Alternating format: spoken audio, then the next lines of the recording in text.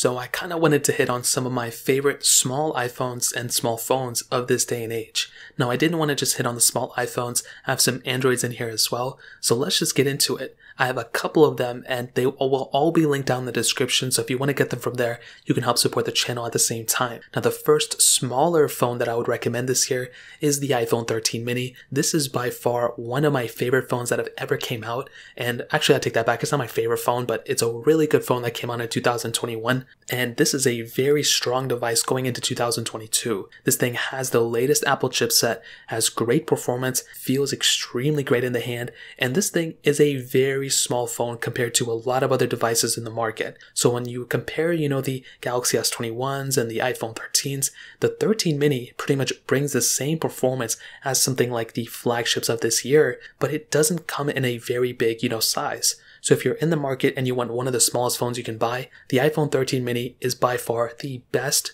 intersection when it comes down to the size, performance, battery life, and quite potentially price as well. So in terms of that, that's probably one of the best small iPhones and small phones you can buy. Another small phone that I would recommend this year is actually the Google Pixel 4a. So this was a phone that came out in 2020, and this was actually a really good phone of that year. It really signified the beginning and revival of the Pixel line in my opinion.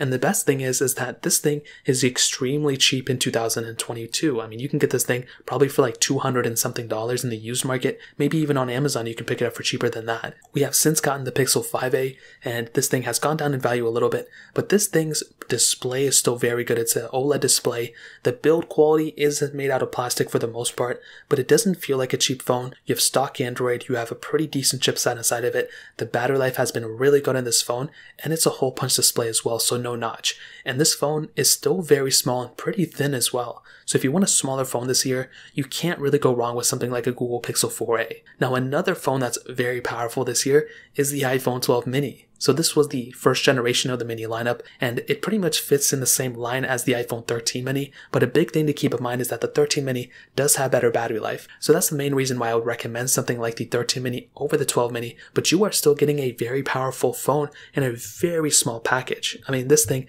has the same build quality for the most part, glass back, glass front, feels extremely beautiful. You have a very long future ahead of it, which is amazing because this thing will last for many more years, come, the next 5 years probably. The cameras of this thing are very good, and if you want an all-around really good phone for the price tag, you can't really go wrong with something like this because it's so small. Now another phone that I probably would be kind of hesitant to recommend, but it is a small brand new phone you can buy, is the iPhone SE 2nd generation. I would recommend buying the 13 mini or the 12 mini over the iPhone SE 2, and very soon we're going to be getting the iPhone SE 3rd generation, so it makes even more sense to wait it out. But this is another phone that some people may prefer this year, and in my opinion, you can't really go wrong with the small iPhone, but this device, it is kind of controversial, and because the battery life isn't that great, it really isn't a great recommendation. That's why I kind of put it to the back of this list. But if you have to, I would say go for it, but I would highly recommend buying a 12 mini or a 13 mini on top of the iPhone SE 2. Now finally, we have another Android phone. Now this phone came out in 2019,